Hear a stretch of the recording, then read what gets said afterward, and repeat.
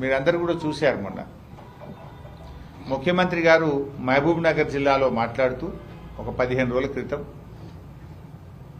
రుణమాఫీకి సంబంధించి 4వ విడత 2745 కోట్ల రూపాయలు విడుదల చేస్తున్నాం, ఇంకా రుణమాఫీ అయిపోయింది అని ప్రకటించాడు. సరే, అది కాలే. ఫస్ట్ ఆఫ్ ఆల్ 2 లక్షల లోపు కూడా చాలా మందికి ఇంకా రుణమాఫీ కాలేదు. 31 రకాల సాకులు పెట్టి రుణమాఫీ చేయలేదు. 2 లక్షల పైన ఉన్నోళ్ళదైతే ఇంకా స్టార్టే చేయలేదు. ఆయన ఇంకా ప్రారంభించలేదు. ఇన్నే చెప్పిండు, తొందరగా ఉరికి డబ్బులు కట్టుండ్రి, 2 లక్షల మీద ఉన్నోళ్ళు కడితే మీ డబ్బులు మాఫీ చేస్తామన్నారు. కొంతమంది నమ్మి అప్పులు తెచ్చి కట్టిండ్రు, వాళ్ళకి ఇంతవరకు డబ్బులు పడలేదు. అయితే అసలు విషయం ఏంటంటే, మన ముఖ్యమంత్రి గారు చెప్పిన 2745 కోట్లలో మన సంగారెడ్డి జిల్లాకు కూడా 110 కోట్లు రావాల్సి ఉంది.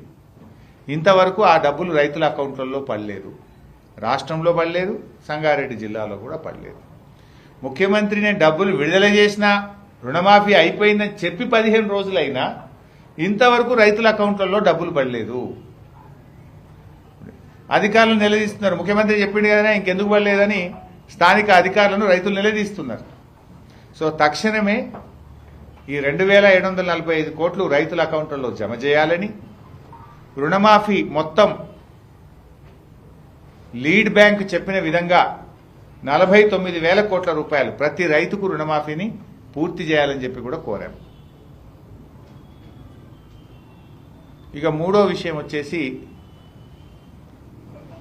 కేసీఆర్ గారు ఉండగా రాష్ట్రంలోని అన్ని చెరువుల్లో కుంటల్లో ఉచితంగా చేపపిల్లలు వేసేవారు.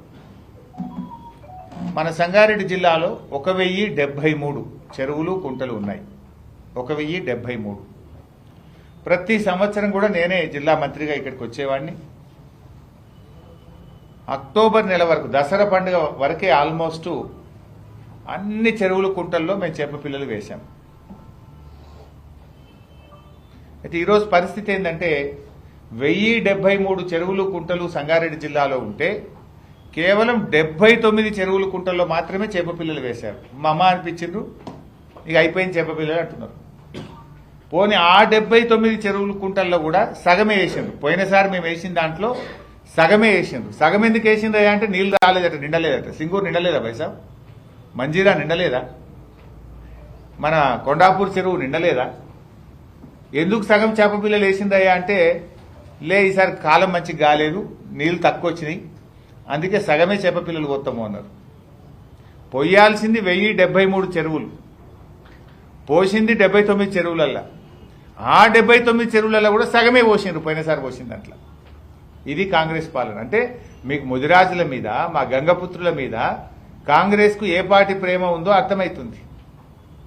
మత్స్యకారుల జీవితాల్లో కేసీఆర్ వెలుతురు నింపితే మీరు పురోగమనం, కేసీఆర్దేమో పురోగమనం, మీదేమో తిరోగమనం.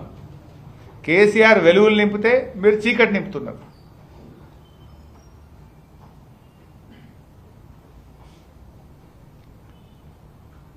గతం కంటే మీరు బాగా చేస్తారా? ఉన్న కార్యక్రమాలు రద్దు చేస్తారా? 1073 చెరువుల్లో మేము గతంలో వేస్తే ఈసారి మీరు వేసింది 79 చెరువులే. ఇంత అన్యాయం చూడండి. ఆల్మోస్ట్ డిసెంబర్ నెలలో ఉన్నాం ఇప్పుడు. ఆ వేసిన 79 సగమే వేసిండ్రు. సో మేము ప్రభుత్వం దృష్టికి తీసుకుపోయి రాష్ట్రంలో మరియు మన జిల్లాలో మొత్తం చెరువులలో కూడా చేపపిల్లలు వెంటనే వేయాలని చెప్పి ఈరోజు మేము కలెక్టర్ గారికి ఇచ్చిన మెమోరాండంలో చెప్పడం జరిగింది.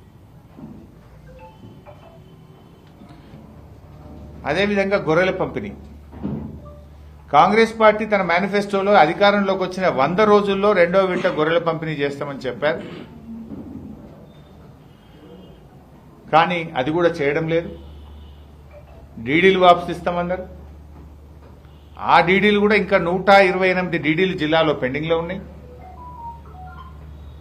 సో ప్రభుత్వం దృష్టికి తీసుకుపోయి వెంటనే 2వ విడత మా గొల్ల కుర్మలకు గొర్రె పిల్లలు ఇవ్వాలని మేము మెమోరాండంలో ఇవ్వడం జరిగింది. డీడీలు కూడా సత్వరమే తిరిగి ఇవ్వండి. మరి ప్రభుత్వం వితౌట్ డీడీ 100% మేమే ఇస్తామన్నారు కనుక వితౌట్ బెనిఫిషరీ కాంట్రిబ్యూషన్ ఉచితంగా గొర్రె పిల్లలు మా గొల్ల కుర్మలకు ఇవ్వాలని జిల్లాలో మేము కోరడం జరిగింది.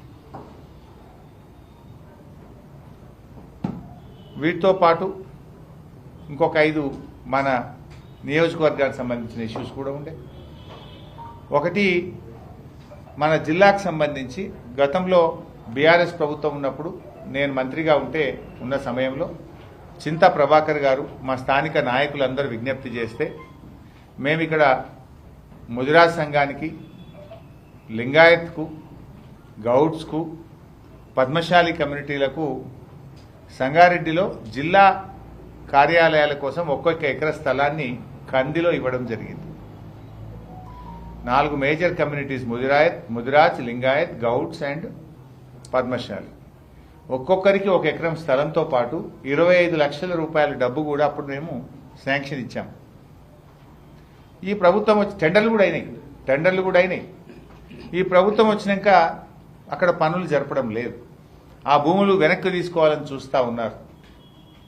సో దయచేసి ఆ భూములు వెనక్కి తీసుకోవద్దని, ఆ ఇచ్చిన డబ్బులతోని వెంటనే పనులు ప్రారంభించాలని చెప్పి కలెక్టర్ గారి దృష్టికి తీసుకుపోవడం జరిగింది.